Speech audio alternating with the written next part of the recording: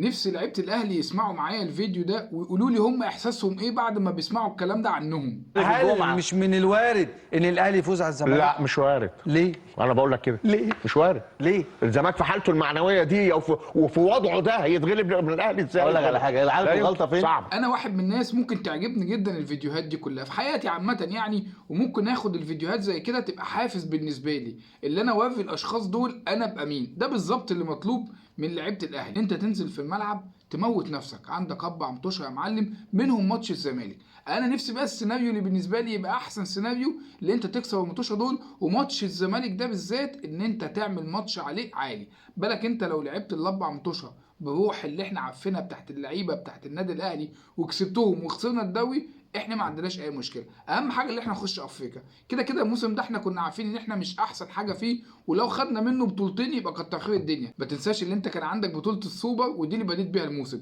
غيرك ما كانش عنده اصلا ولا بطوله ولا يا باشا في الصالات ولا حتى في الكوره. يعني حتى لو انت عندك مشكله مع المدرب، انت كلعيب باشا اديني في الملعب، عايز احس ان انت قلبك عليا، عايز احس بالضغط اللي بيتعمل من اول الماتش، عايز احس الناس اللي بتفضي مساحات، عايز احس بالناس اللي بتظهر، عايز اشوف ناس بتشوط على المرمى، عايز اشوف تفاعليه اكتر، عايز اشوف الروح اللي مفتقده عند الاهلي بقالها كتير في الاربع ماتشات دول. مش مطلوب منك غير ان انت تقف سندال في الاربع ماتشات دول. سيبك من اللي بيقول لك بيراميدز عنده غيابات، تتكلم في مروان حمدي واحمد سامي للايقاف، تتكلم في قطه واسامه جلال الاصابه، مصطفى فتحي برضه، يعني عندك شويه غيابات. بس بيراميدز عنده سكواد تاني قاعد على الدكه، في لعيبه كمان هترجع لبيراميدز تلعب. احنا المهم ما يفرقش معانا مين جاي مين قاعد مين غايب مين حاضر، ده كلنا مش غناش. انزل العب بروح الاهلي باسم الاهلي هتكسب صدقني. زيزو من الناس الواحد بيراهن عليها لسه، خدوا بالكم يا جماعه، زيزو المفروض هيديك. زيزو ده لسه جاي اول موسم يلعب معانا، يعني زيزو لسه قدامه مشوار طويل.